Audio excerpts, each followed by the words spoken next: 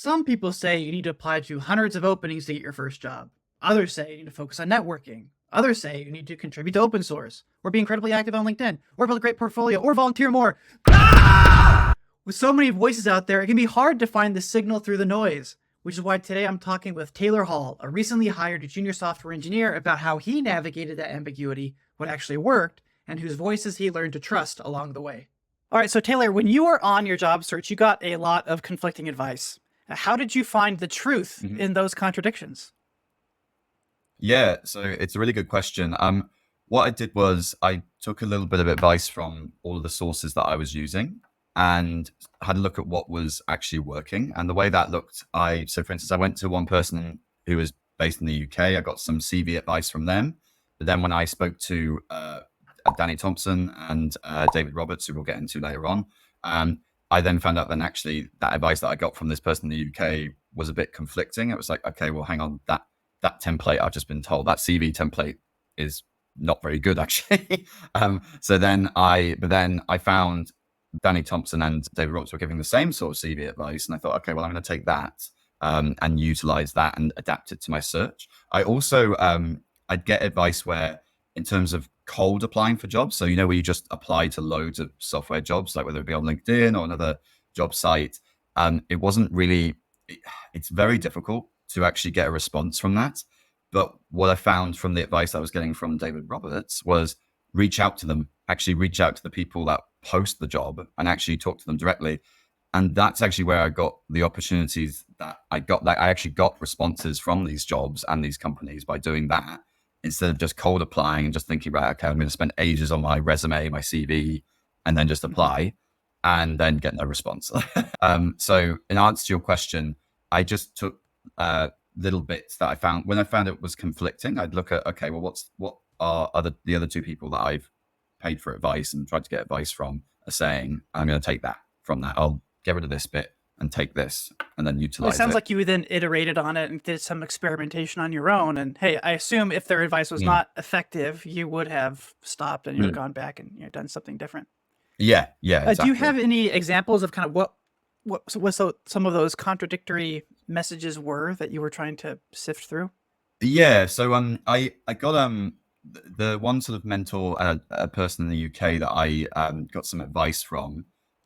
They were, one thing that they didn't say was they didn't help me in terms of like looking in the area that you live in. So you can actually look at the tech stack that's quite popular in the city or that you're in. So by sort of looking at loads of job postings, and they didn't really give much insight into actually tailoring your experience towards that. And I appreciate, obviously, with when you're looking for your first coding job, your knowledge is quite limited. But if you don't tailor your CV a little bit to maybe fit those job descriptions, in terms of maybe, okay, you might not know the coding language specifically, but I think you can tailor it to adapt to it a little bit, which is the advice that I took from others. And they both had the same advice in terms of actually looking at the area that you're in and trying to adapt your CV or even your GitHub to actually even have just a simple project with those languages. So that was something that I took from it. Yeah, I think it's important to recognize that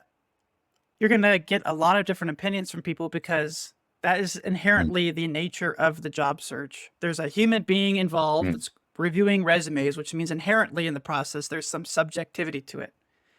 So any advice that you get is going to be probably not 100% true, but it's going to be representative of the truth that they've discovered in their own little focus or niche.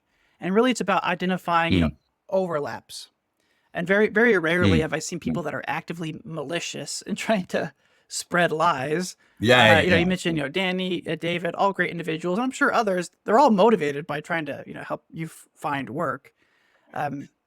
So I would encourage people to try to get advice from lots of different sources, but ultimately you have to kind of refine it into what works for you. 100%. Yeah, so talking about the opportunity where you actually changed your approach and started reaching out individually to find this opportunity that you have right now. Can you talk to me a little bit about what that path looked like? Cold outreach on LinkedIn, or was it a referral from somebody else? Yeah. How did you make that contact? Yeah. Really great question. So I was getting to a point where it was getting really frustrating. I'm sure there's loads of other people that were in that situation. But I took the advice that I got from Danny Thompson and David Roberts, and part of that advice was actually putting myself out there on LinkedIn with these coding videos. They were very simple, nothing too advanced, but I got quite a lot of exposure from that, and combining that with the knowledge of actually just applying, like messaging directly the person who's posted the job from the company. Um, that's where I was getting a lot of bites. But what happened was I actually was getting to a point where I thought, okay, I'm not quite getting I might just apply for a normal entry office role, and then maybe I can get into the dev team that way. Because I just was trying anything that I could at that point. And what ended up happening was I applied for this actually a HR role, believe it or not. Anyway, the person who posted the role though, they looked at my resume and they thought, oh, actually, I've seen that you've got quite a tech. You're coming from a sort of tech background. I actually used to work at a company where they have quite a big tech department. Would you be open if I reach out to them and then try and put you in contact with the people there? And I thought, yeah, of course, that'd be great. I thought that nothing will come of that. But then actually 2 days later, they got in contact with me on LinkedIn. They said, oh, let's set up a call.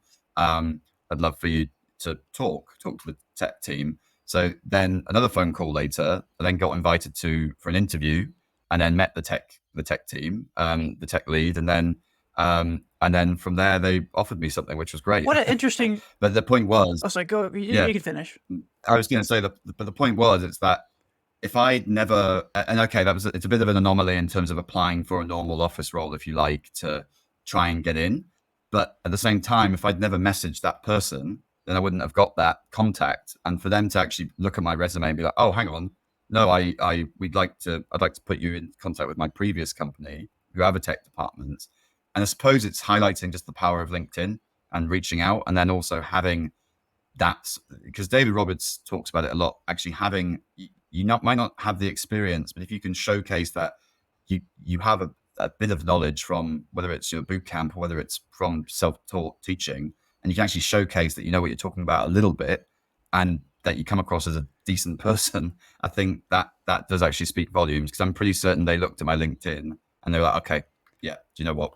We'll Yeah, give them a chance, if you can pass the initial non-technical recruiter screen, and you're being shown to a hiring manager, oftentimes the next step is looking at your LinkedIn to get a better understanding of who you are. Because at least, once again, we've talked about subjectivity in the hiring process. At the end of the day, yes, we're looking for the person who's the best developer, but you're also kind of looking for who would be like the funnest to work with, right? Like you don't want to work with this, this super into themselves, code ninja necessarily, if they're a complete jerk online. Yeah, exactly.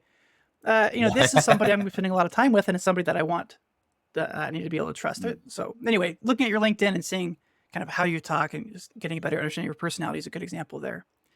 Sorry, go ahead. I keep interrupting you.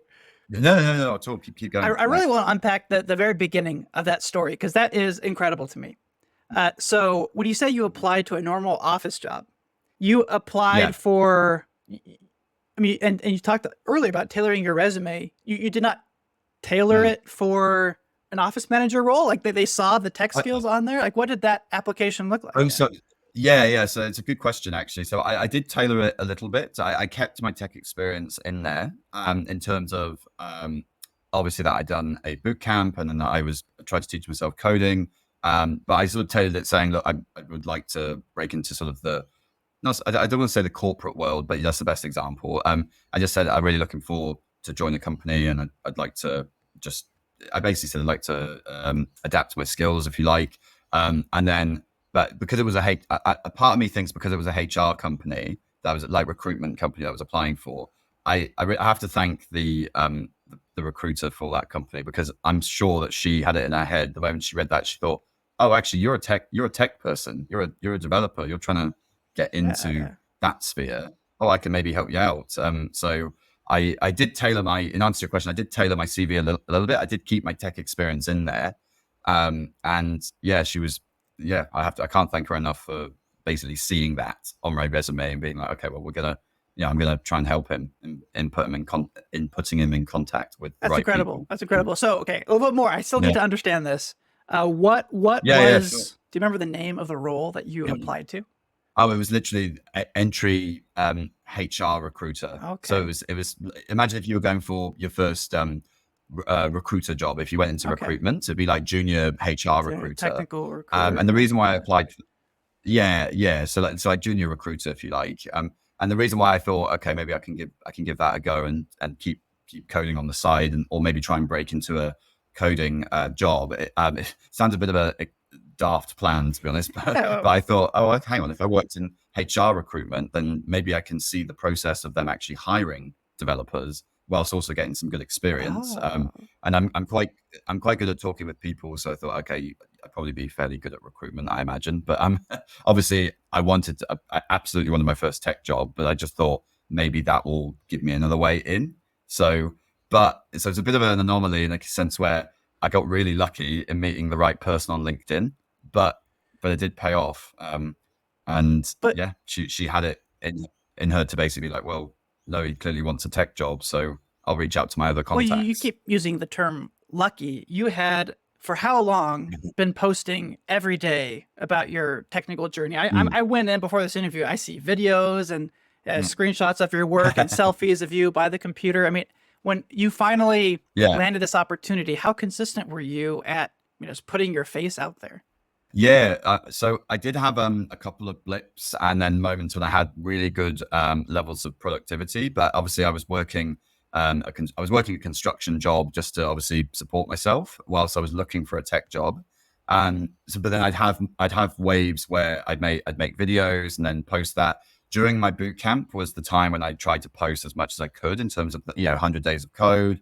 But it does all add up. It does because it gives you exposure, and I got I feel very blessed as well in that in LinkedIn, if you post something of quality or just something, you can get really good exposure and you make new connections. And I'm really grateful for the people that I've reached out to connect with me, whether they be junior developers or senior ones.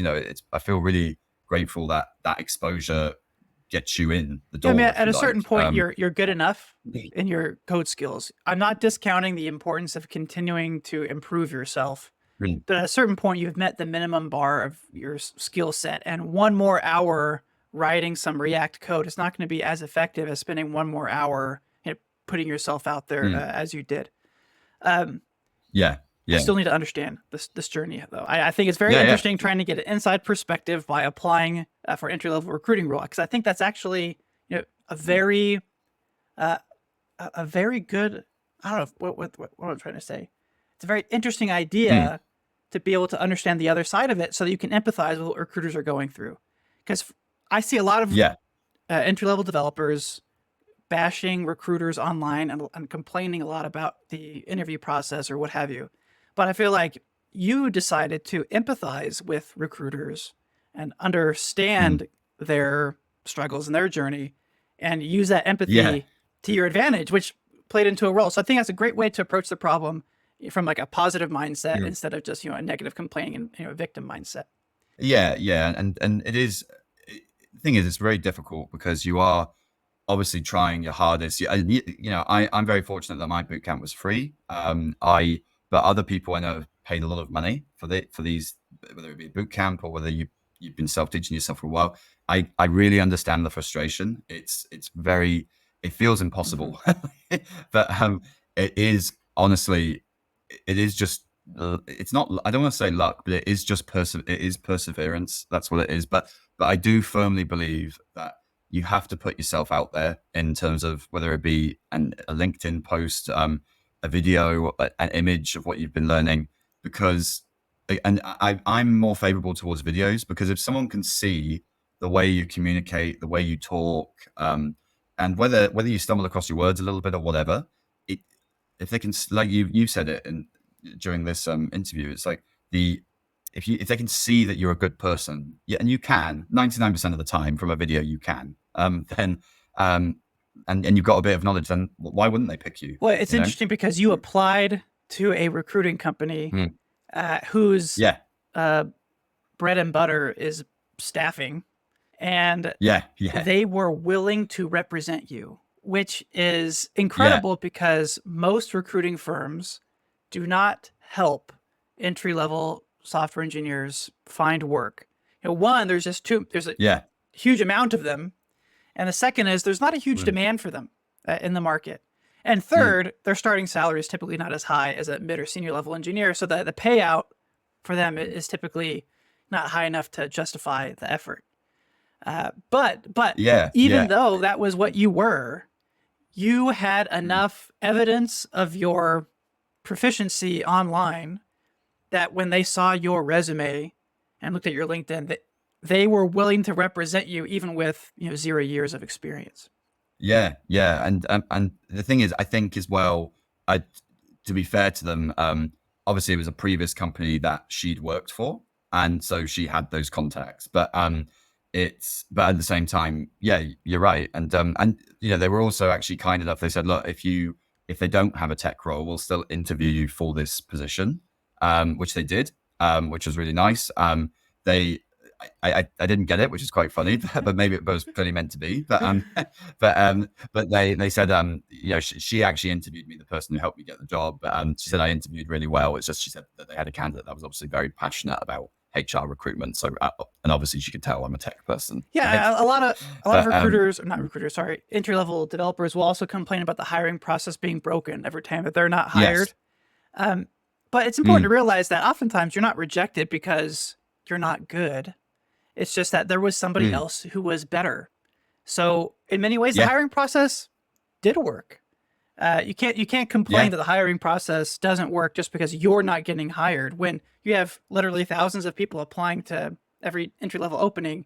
The likelihood is pretty high that you're probably not number one in that list of 1,000, right? Probability wise. yeah. Sorry, I interrupted you though. You can finish your thought. No. I think I'd finished it, but you're right. The hiring process, as painful and annoying as it is, that it does kind of work because at the end of the day, they're trying to find the best person. But that's why, and I know I keep harping on about LinkedIn, but that's why I believe in LinkedIn and just putting yourself out there, because how are you going to stand out against 300 people that are applying for the same job? If there is a chance that they look at your LinkedIn and they can see, oh, progressively this person is they've got a series, they've got a YouTube series. Oh, they've been documenting their learning for ages. Oh, they've done this. Like, oh, hang on, I really like the way they communicate. Then why wouldn't they pick you? Because you've actually probably done more than 80% of the people that have Yeah, applied. It's a slim chance, but it's still important, I believe, after obviously what I've gone yeah. The through. phrase that I typically use is that anybody can put passionate software engineer on their resume, but not Yeah, everybody can do yeah, exactly what you did. And that's the evidence of your passion. mm, So yeah, looking back, is there anything that you would have done differently to perhaps expedite this process, or any, going back to the idea of these different contradictions you're getting in the job search? Is there any truth there you wish you had recognized earlier and avoided? yeah. Yeah, what would you say? Yeah, no, 100%. For me, if you're able to, paying for the right mentorship, whether it be, for instance, David Roberts's video course on getting a job, or whether it be, Danny's guidance, which I got. If you can afford it, it's worth doing it as soon as you can. So you've just finished your boot camp, so you're about to. I really do believe that it's just good to get that mentorship, especially in this job market. And I know it's very, very difficult at the moment. But also, I would just say early on, document everything, and whether that be screenshots if you're a little bit camera shy, I understand, but just put yourself out there.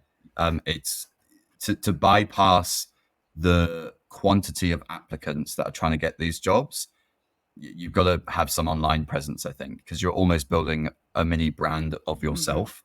And I think that sells more than just a cold application. And also, the other one is if you can see the person who's posted the job for the company, reach out to them, drop them a message on LinkedIn. Absolutely. Yeah, Like, just give them an elevator pitch of who you yeah, are. good advice. I want to circle back though on a statement you made about paying for mentorship. I know a Mhm. lot of people Mhm. kind of scoff at that idea because some of these career coaches can be Yeah. hundreds, thousands of dollars. These programs they can put you through. Yeah. I just want to confirm here the stuff that worked. David Roberts and Danny Mm. Thompson. How much did Mhm. their mentorship cost? I think David Roberts' course was, I think I paid £20, which is about maybe 28 US dollars, which is it's an absolute bargain. I don't know whether he slightly increased it or not. Even if he has, it was really interesting from a guy who was a international software recruiter as well. We're not saying thousands of dollars here. Yeah, we're saying potentially, Exactly. and I don't know what the price is here, but surely it's less than $100 for David Roberts. Great resources that worked Yeah. for you. How long was your job search, start to finish? Would you say? So I finished my boot. Yeah. No, so I finished my boot camp in March 2023. And I got my first job, and I got this job in October 2023. So about 6 months. And it's but it was a slog, but you have to just stay consistent. And it's very just to touch as well. I'm sure it's very demoralizing if other people get jobs if you did a boot camp, or other people getting jobs before you. But I always remember a great engineer. He told me, he said, and this is where I will use the word luck. He said, if you get hired straight out of your boot camp, a lot of it is luck. You've met the right employer because of the contacts, and obviously they prepared a little bit better, maybe.